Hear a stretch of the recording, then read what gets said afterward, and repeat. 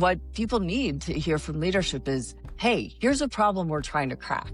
Anybody have ideas on how to do that? Hey, we're looking for ideas that could generate revenue of this size. Anybody have any ideas? And so it's just first kind of giving people something to focus on. Do you know of any best practice to share about successful idea activation?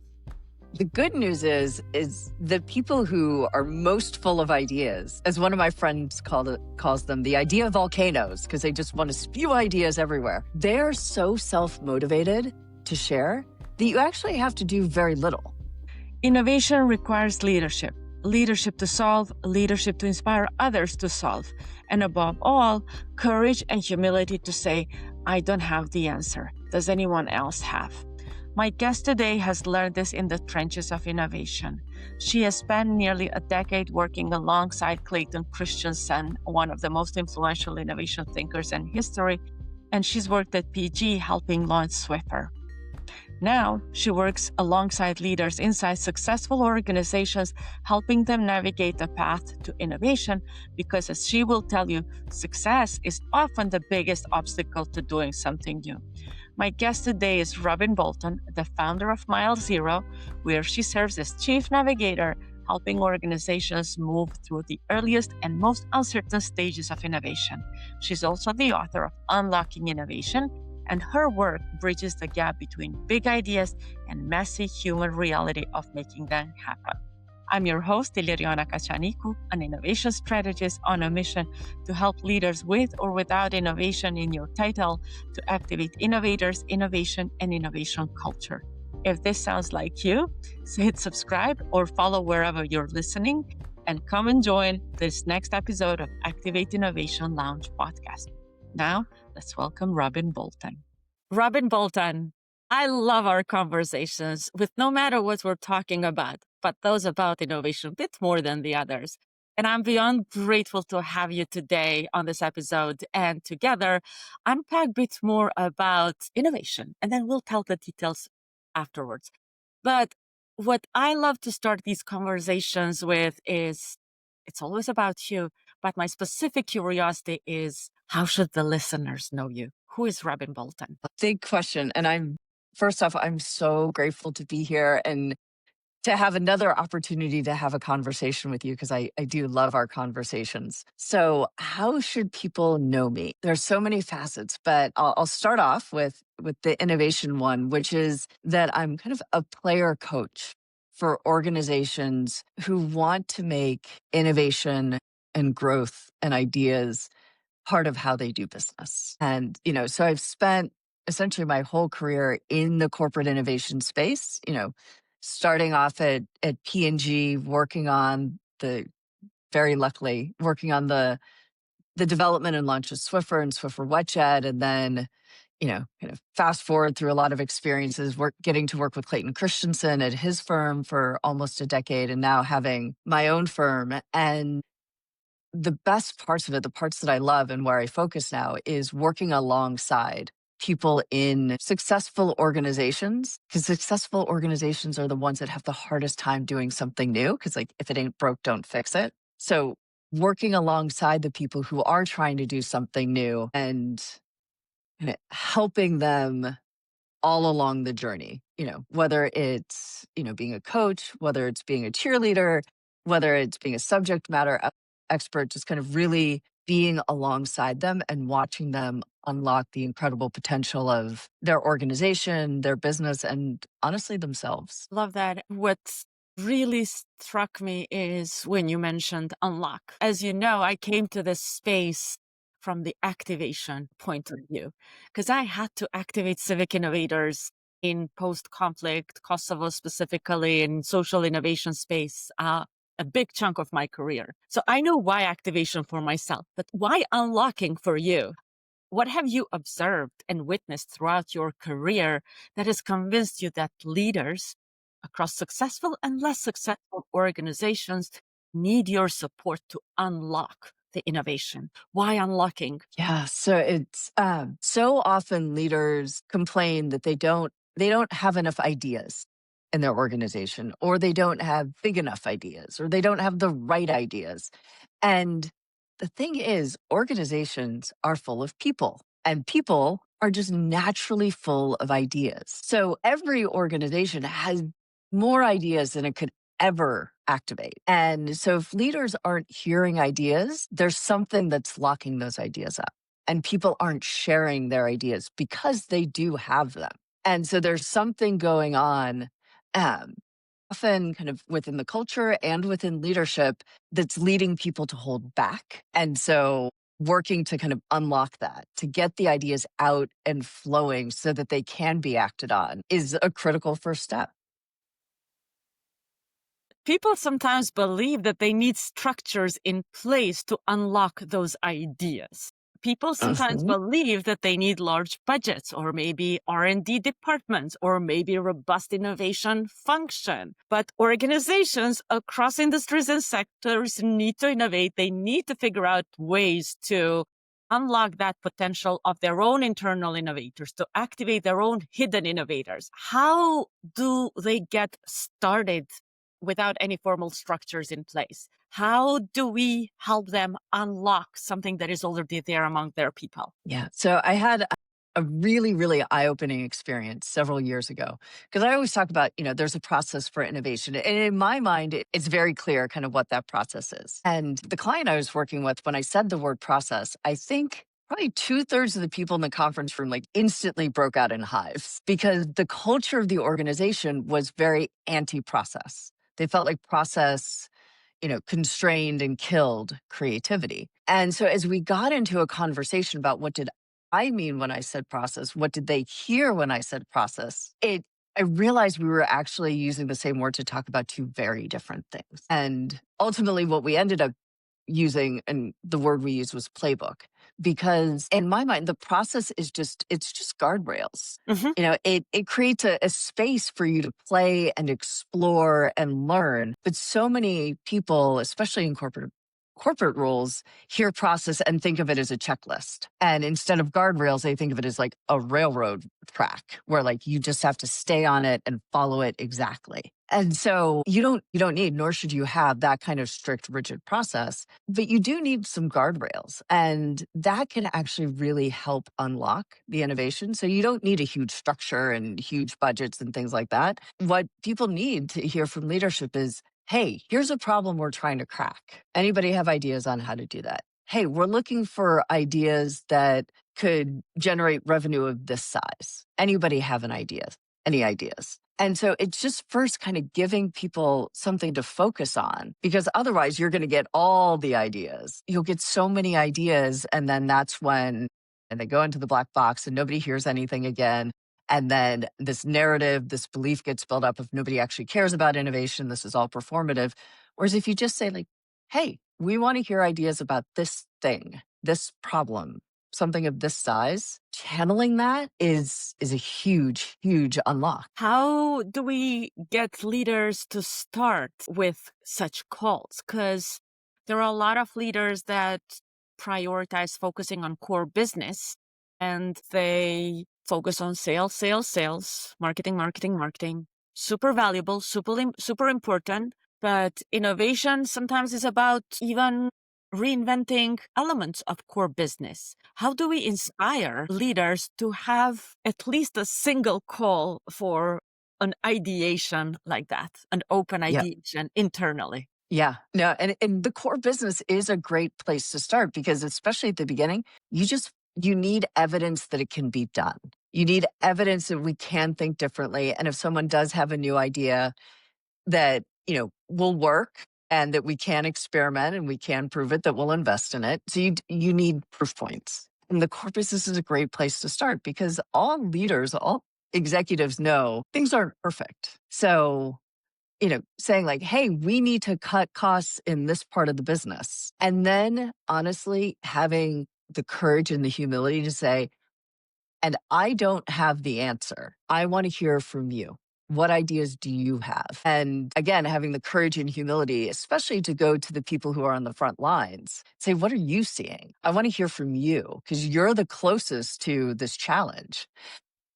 That that is the critical first step. And it does. It takes courage. It takes humility for a leader who their whole career has been like, oh, I have the answer to finally be like, I don't have the answers. We need new thinking. And if there's, that very blessed executive out there who's like, we have no problems at all in our business. I don't know who that person would be, but good for you if you are that person. Your customers are always facing challenges and going out there and just asking them, like, tell me about your day. What's the most frustrating part of it? Not going out there in a sales pitchy, but Mhm. going out and listening. You're going to find opportunities where you can make your customers' lives a lot better, maybe even with things that you're already doing. And so it's asking the question and having the humility to listen. To be open to thousands and thousands of ideas. And I'm mentioning Yes. thousands and thousands because you have a very unique theory about evolution of ideas into $1 million products. Mhm. What's your theory about it? What's your finding from your research about this? Yes. So I think we've all heard the stats around the number of new products or new businesses that are successful. And it ranges from, you know, I think it's like 95%, anywhere from 70 to 95% of new products or new businesses fail. But there's a lot of stuff that happens before launching something. And so I did some research into when you start with an idea, just kind of that idea on a post it note or even that idea in your head, how many of those ideas actually even get to launch and then, become successful, say $1 million revenue a year from their launch, and found that 0.002% of ideas actually become $1 million businesses a year after launch. And that is an astoundingly low number.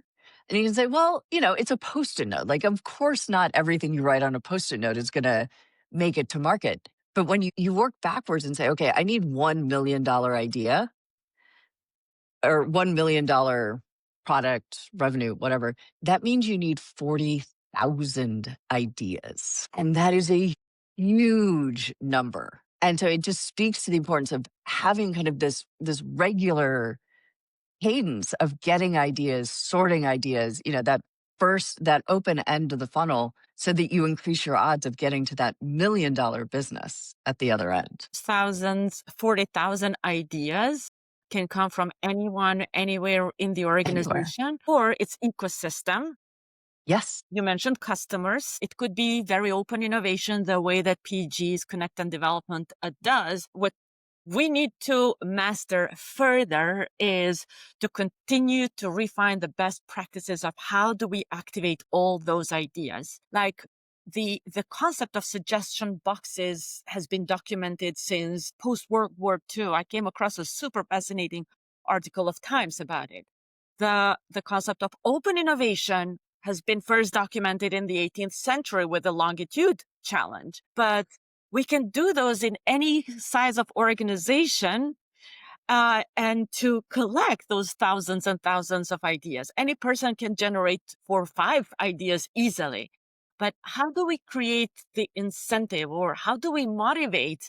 How do we instill the courage in people within the organization that if they share an idea with no matter what kind of idea it is, they're not going to be judged, but it is going to be appreciated. There is playbook in place that enables them to share their ideas and see if they are aligned, if they have a destiny to become a $1 million revenue product. Do you know of any best practice to share about this successful idea activation? Yeah. So the good news is the people who are most full of ideas, as one of my friends calls them, the idea volcanoes, because they just want to spew ideas everywhere. They're so self-motivated to share that you actually have to do very little. You more have to kind of like funnel their energy and their ideas and give them a focus. One of the things that I talk about in my book is there are people who are innovators, the idea of volcanoes, the activators, people who like to play in that space of uncertainty and ambiguity and creation. And then you have operators, the people who love to become experts and, just become the best at what they do. And you need both as a company. And don't try to make operators into innovators if they don't want to be. Love and respect both kinds of people and give both types of people, thinkers, doers, kind of their own ways to progress and to shine. And so for the folks who are full of ideas, give them focus because they bring the motivation. They're probably out there scouting. They don't even know they're scouting. They're just reading, X or various publications or blogs and noticing what's going on out there. Give them a way to bring that in and tell you about it. It's about giving them channels and focus, and they'll do the rest because this is what they love and they're super self-motivated. Is there any particular channel that you've seen across your career that works better than the others, or the way that organizations shape that channel? The most important part of building that is having a feedback loop. Okay. So often, kind of that suggestion box Hmm. can become a black hole. People put in ideas and then they never hear back. And that gets really demotivating. And I've seen that lead not just to demotivation, but like real cynicism within the organization and a loss of trust in leadership. And so it's so important to have the feedback loop to say, hey, got your idea. Thank you. And then even just a couple sentences of feedback of, you know, hey, this isn't aligned with the strategic priorities we put out there, but we'll keep this on file. Or this is great, super aligned with strategic priorities. Here's what the next step is. But you need to give them kind of that feedback loop so they know what to do next or why nothing next is going to happen. As you're talking, you're reminding me of a friend of mine. She has participated over 50 open innovation challenges. She's an environmental engineer by calling, and she's won quite a few of those innovation challenges. And when I interviewed her many years ago on why she was participating in innovation challenges, the open ones, she was like, because I was bored at work. And then the innovation challenges allowed me to tap the unrestricted part of myself. And so an environmental engineer, the first innovation challenge that she won was from Norwegian Statoil in oil and mining industry, right? So she's made me think that when innovators are not provided the space at their workplace to cultivate their curiosity, their drive to grow at their workplace, they are going to find other channels to feed that curiosity. And these are the intrinsically driven innovators. So they'll just become solvers to somebody else's open innovation challenge, or they'll go and work for another competitor. So that's another reason why I believe that organizations should cultivate their open innovation space within and bring the talent and the ideas that they have inside. But then that's not only it, because my belief is that once you master that internal innovation or internal model of open innovation, you'll learn what works. You'll shape your playbook. You'll shape your guardrails. That what matters most is then what you do with the solution. And when you even open up and you find a solution that works because you could not produce it or generate it internally, then you'll know how to integrate it within and then make it a successful endeavor for all. But so you've seen innovation internally and externally. And what I'm curious to know is like, this is my belief when organizations should go out, but what do you believe? When should organizations start looking to the external innovation potential, external innovation talent or knowledge to bring into their own organization? Yeah, I think they should always be looking because there's always the world is so much bigger than your organization. But don't just kind of go out there and take a trip to Silicon Valley and call it good. Like, again, have those kind of guardrails and those focus areas of like, here's the problem we're trying to solve, or here's kind of the size of the idea we're looking for. And then, scan the environment, look for startups, look for individuals, you know, look anywhere and everywhere. You'll be surprised where you find things. And one of the challenges, especially with big corporations, is they operate on a fundamentally different timeline and scale than startups. And so there can be a challenge there where, the big organization meets with the startups like, great, let's have another conversation. We'll, set something up for 3 months from now. And the poor startup is like, we may not exist 3 months from now. Like, totally different timeline. So there needs to be a recognition, especially on the end of the side of folks in corporate who are those big organizations, is like, okay, we're looking for things, but also what are we willing to do? Are we willing to change our how we set up legal agreements or even NDAs to work at the pace of startups, or to acknowledge the difference in power between a big organization and a single inventor?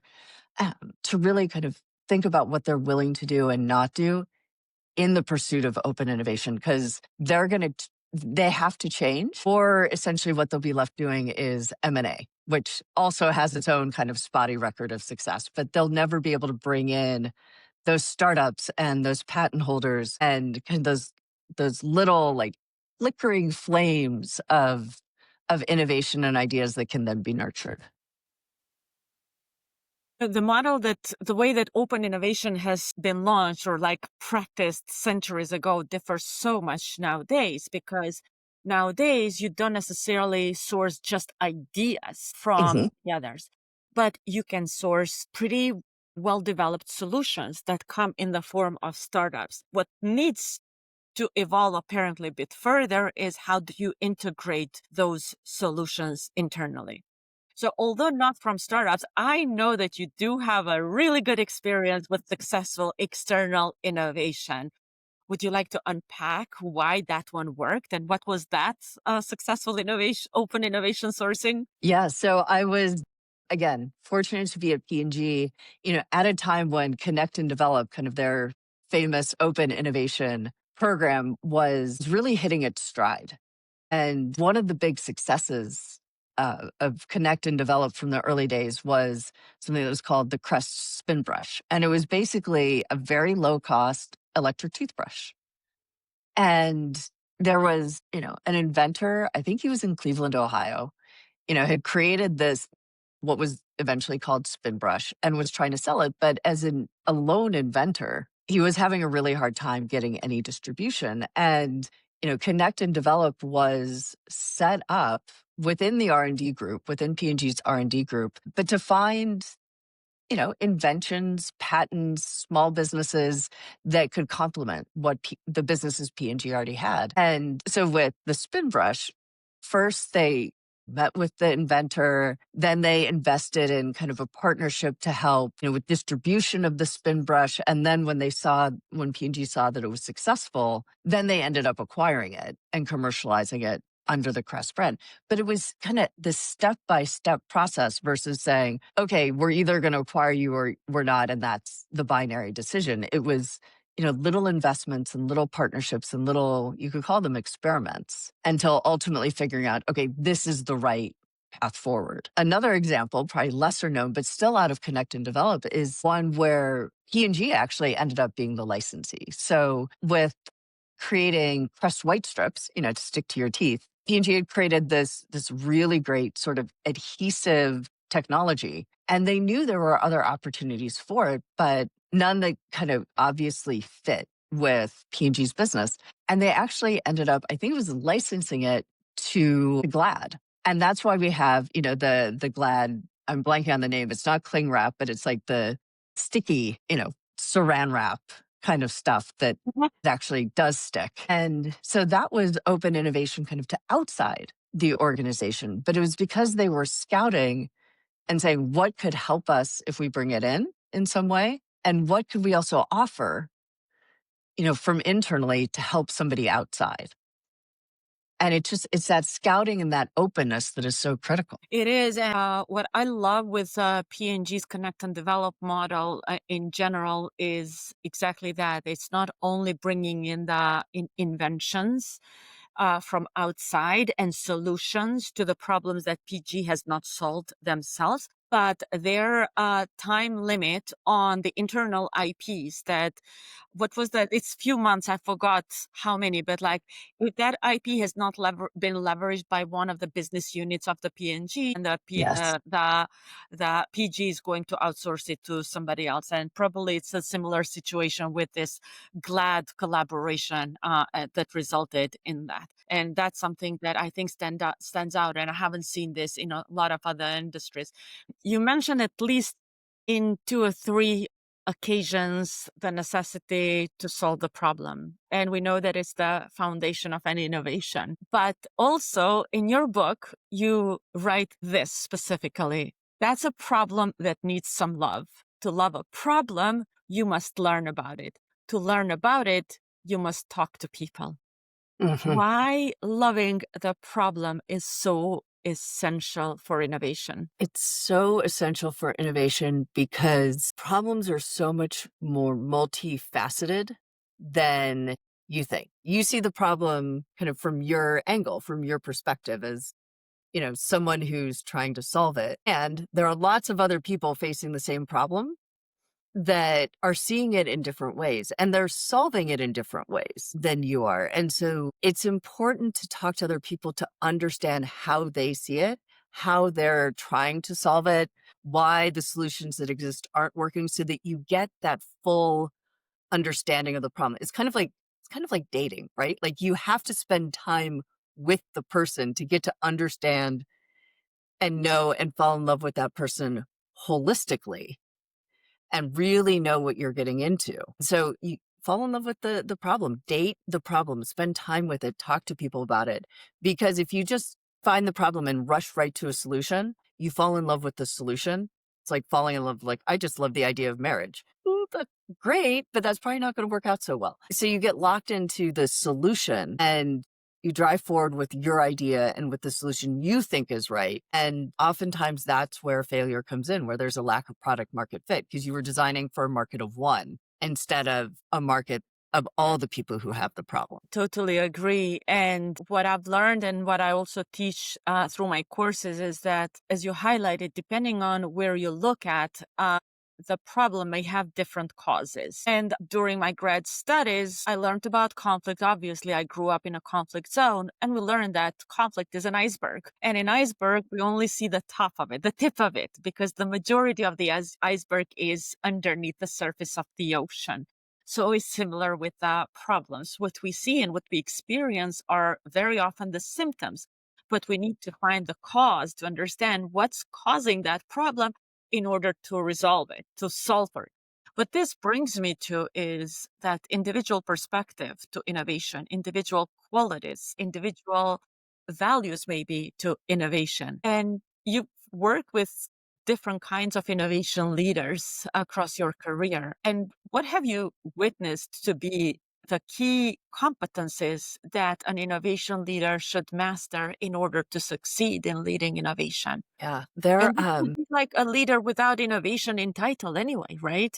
Right. Yeah, you absolutely don't need to have innovation in your title. I mean, I would argue that every leader, anyone who's in charge of growing a business, cutting costs, anything that requires you to do something different, like you've got to figure out how to innovate. And so the leaders I've seen who successfully do that, they're incredibly curious and, combined with that, they're humble. As we talked about, they know that they don't have all the answers. They have the courage to admit that and to ask for input, to ask for different perspectives, to ask questions. And they're committed to finding the right solution based on the problem they're trying to solve. They are committed to kind of the long haul because innovation, especially as you get outside the core, innovation is a long-term investment. And we live in a very short-term world. So it takes, again, courage, but it takes commitment to see innovation through. And one of the things that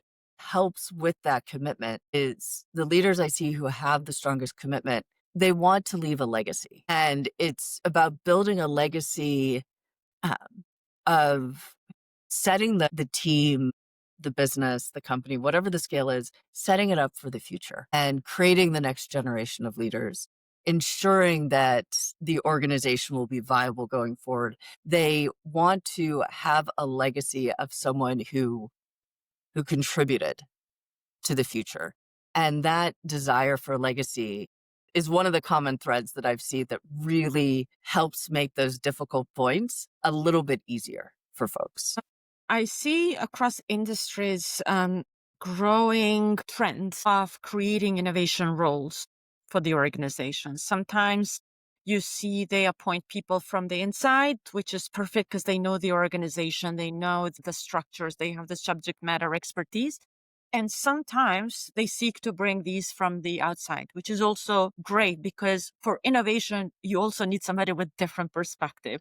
You don't necessarily want to do business as usual. So when it comes to a newly appointed leader of innovation in an organization, what are top 3 advices you would share with this leader to start building this legacy? So if the leader comes from inside, I would say one, right off the bat, like communication to your team of why this work is important to you, what um, you're hoping to establish and build, giving people that why as a sense of, kind of motivation and helping them understand what they're part of. So it is very much communicating the why. The second thing for an internal leader who's taking over innovation is to very quickly get out of the organization, get out of the building, talk to customers, open yourself up to new experiences, go talk to, this is having conversations outside of the organization so that you're getting a sense of what's going on. And then third is find the quick wins, because there's a lot of skepticism within every organization as to whether this is just the new flavor of the month. And you're going to need to show that this is something you're committed to and that the organization can do something different. It's the proof points. That's for, if somebody internal is getting put into kind of lead innovation. They've brought someone in externally. It's still communication to the team, but the communication needs to be slightly different in terms of, yes, here's my why, here's what I'm working on, but in a very humble way. If you come in and you're like, I know everything, I know what we need to do, you've been doing everything wrong, I've got the answers, you're going to alienate everyone. So it's coming in and asking for help. It's listening. And the most important thing is building relationships with your team and your peers, because you're the outsider. And it's very easy for everyone to ignore you. They'll play along and like do all the things that look like they're listening, but they're just waiting for their chance for you to fall on your face. So communicate your why humbly. 2, build relationships with your peers. And then 3, invest time in learning how the organization works. And that is both the operations and the culture. Because again, like you are a foreign object in this organism, and the antibodies will swarm and they will expel you. So you need to give them a reason not to do that by, kind of maintaining your independent thought, maintaining your diverse experience, and understanding and adopting where you are currently. So I'm thinking these are fantastic advices, absolutely fantastic. And these apply to any leadership role, not only to innovation. And as you were talking, I was thinking about the find quick wins. I was like, would it be possible that the first thing that you do, and actually this is like with no matter whether you're internal or external, is you just open up to everybody in the organization to start with.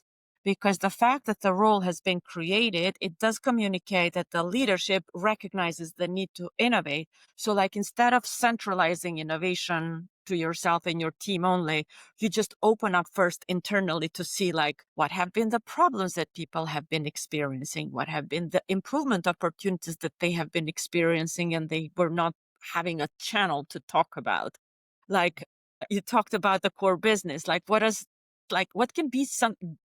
something that can be done for the core business in the next 6 months that we can create that internally? I think that would be a very interesting start. Am I wrong? Yeah. I No. I think you're right. The key is figuring out how you can open up to the organization in a way that you can manage. So, if kind of your first introduction to the organization, say at the town hall, you don't want to go out in there and say like, send me your ideas, because your inbox will explode. And then that feedback loop will become a black box. So going in there and saying, hey, look, we want to hear everyone's ideas. We also want to be able to respond to all those ideas. So we're setting up a system to make that happen. It's going to take a while. But in the meantime, I'm going to be, I don't know, visiting every team, or I'm going to be, making my way to every site and, holding smaller conversations there. So it's figuring out kind of how can you open up in a way that is manageable in the beginning while you buy time to set up kind of for the bigger ask of ideas. I love it because that's also how you cultivate the authentic leadership. And especially when you go and talk to people, you recognize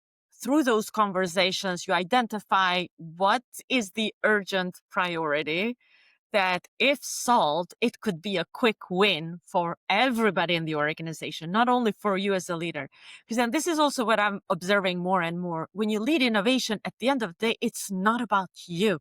It's about making the others succeed, making the organization succeed, making the middle managers and the leaders of other business units succeed.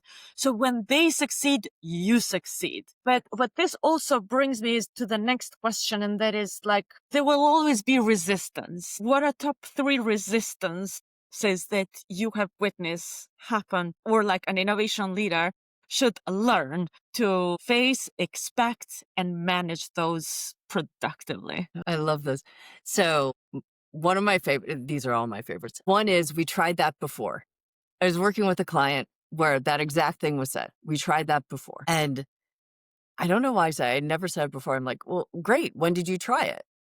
And the answer was 1972. And I was like, well, goodness knows nothing has changed in the world since 1972. So we absolutely should not do that again. And, that probably was not the best response. My sarcasm took over. But even getting to that little level of detail of your no was based on decades old data, maybe we should consider it again. I'm not saying we go whole hog and do it, but let's not, we did it before is not a reason to stop now. So resistance, we tried that before. Second resistance are the people whose jobs it is to keep the company safe. And so their idea of keeping the company safe is eliminating all risk. So this is often legal. This is often regulatory, finance and accounting because of financial risk.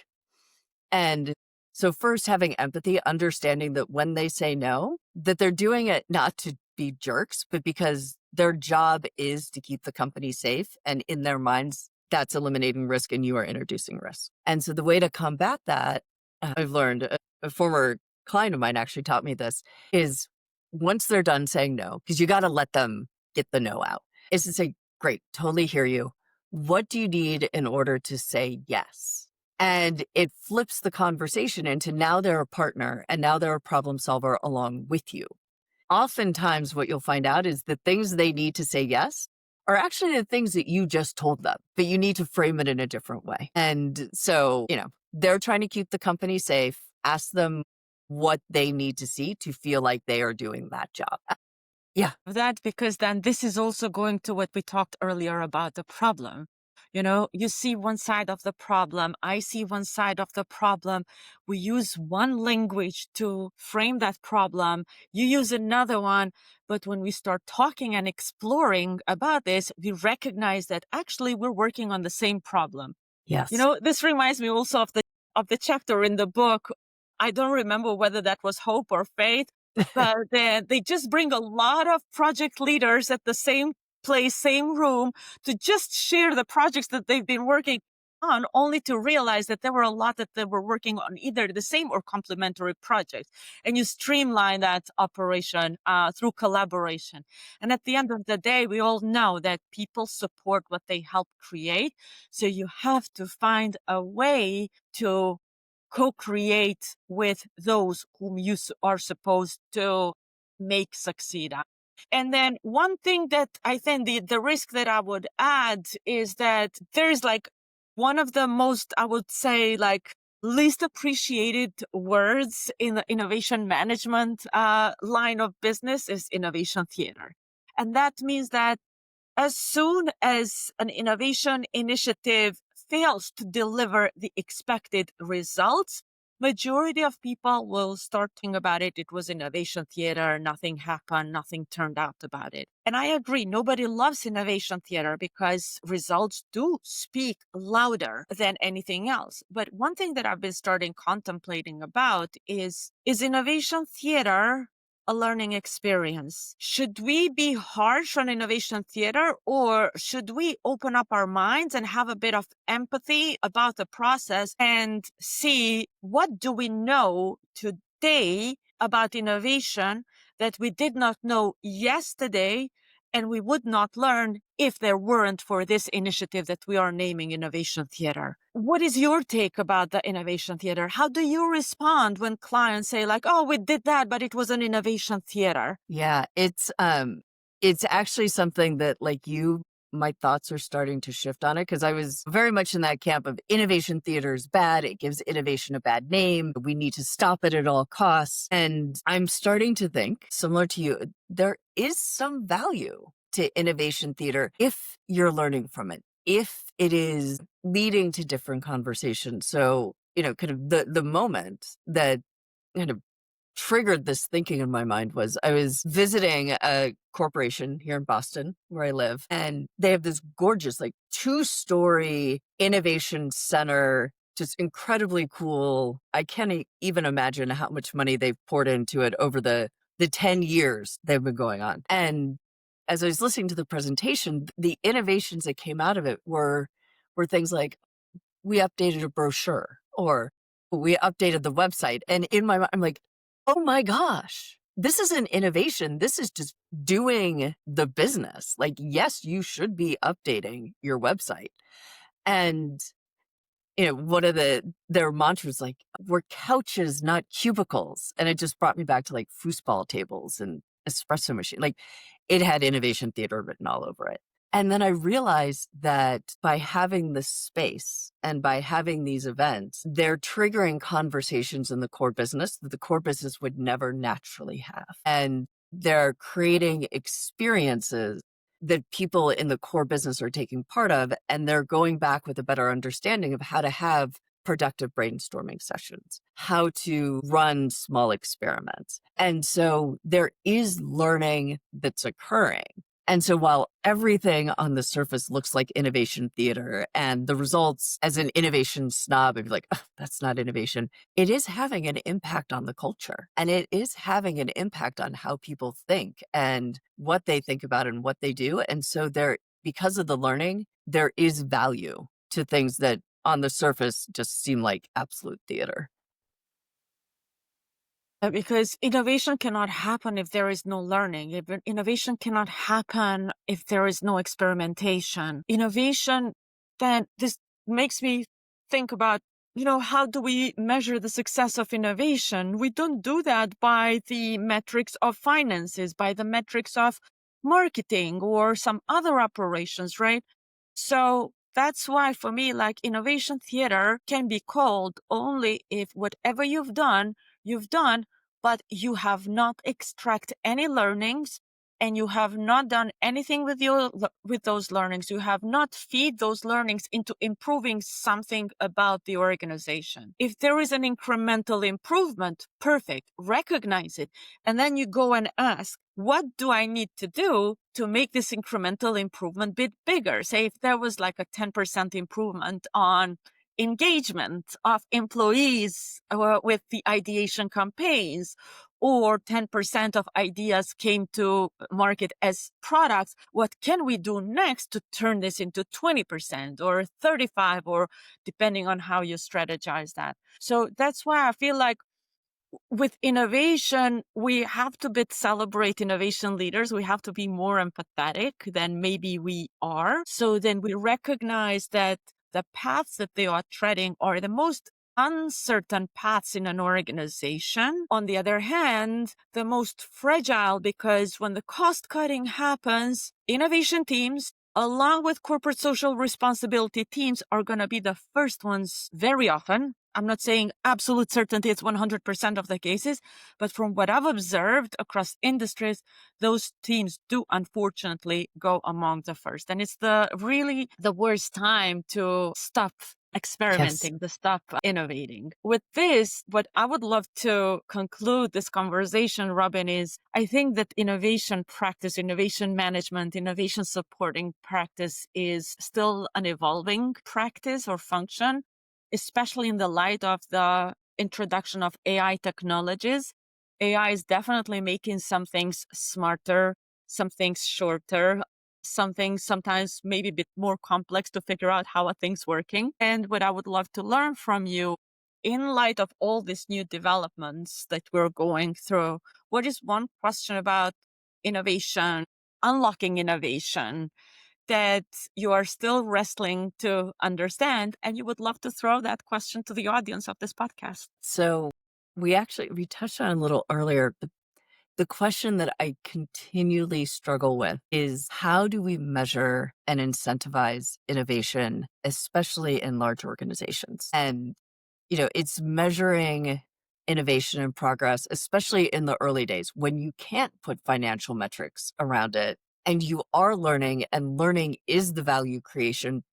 But how do we measure that in a way that is meaningful to the organization and doesn't result in innovation being the first thing cut because we can't put dollars and cents to it? And then the incentives, so much relies on that internal motivation of people who just love ideas, leaders who want to leave a legacy. And often that requires people, especially leaders, to act against their own incentives. So what are the incentives that will encourage more leaders to make the long-term commitment to innovation? What are the incentives that will help leaders be more humble and more open and more curious? How can we work in those rewards, those bonuses, those KPIs to help leaders do what innovation requires? I have no answers. Of this question because when we talk about incentives, most of the time we talk about the incentives for the employees. And there are tons of examples that are really good practices that we can learn from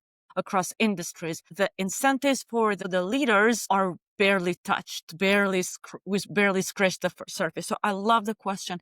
And I really look forward to learn from the Yes. audience equally as you. Robyn, before I let you go, to maybe start your weekend, because it's Friday today. Happy Friday to everybody.